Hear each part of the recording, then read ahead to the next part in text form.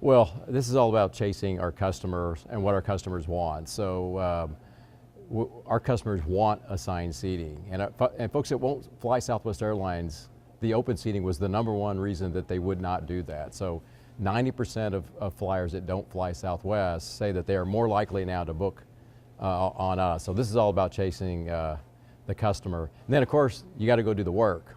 All kinds of technology work, all kinds of training, getting our people ready, and this day is going great, and we are ready. And you guys announced this a while back. Yep. So in the time since this was announced to today, what kind of work needed to happen for this to be successful?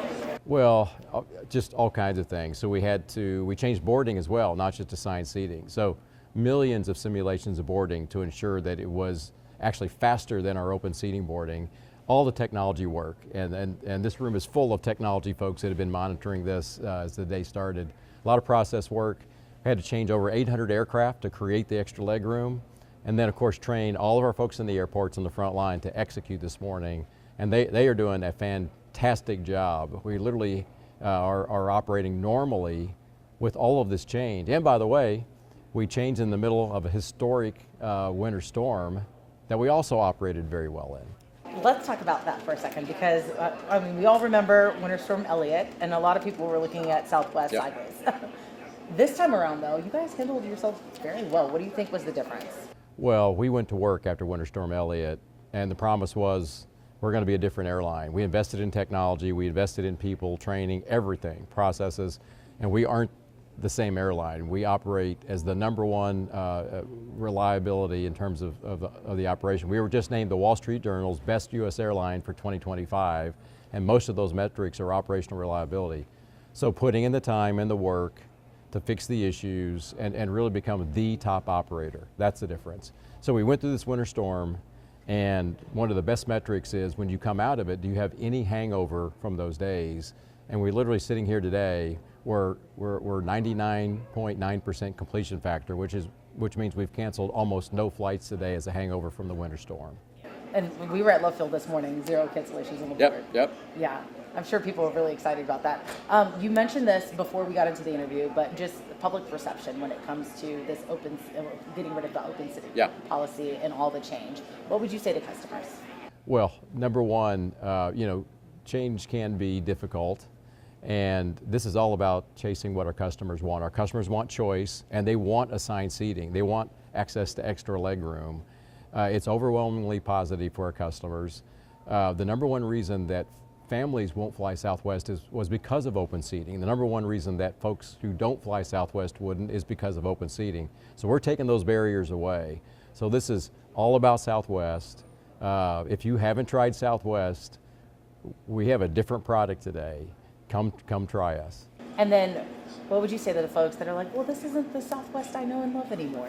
Well, I've been here 38 years. We've changed all kinds of things.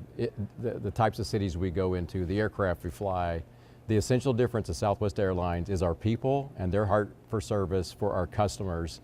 That was true yesterday with open seating, and that is true today with assigned seating, and no one can match us. What has been the biggest challenge of this rollout?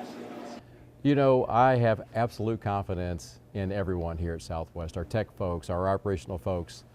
I think the biggest challenge is just getting to the day, because till you see it, you're always going to have worries and doubts.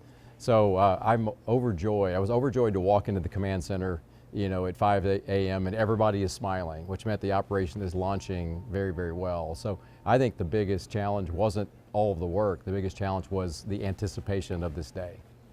And then last question. Obviously, all this is about profitability. It's actually not. This is about profitability, but it's also about giving our customers what they want, and our people. Our people want these changes as well. If you walk into a station right now, everybody's smiling. We're changing our boarding. So if you know Southwest, we have the stanchions, and the stanchions are coming down because we're going to board in a different way.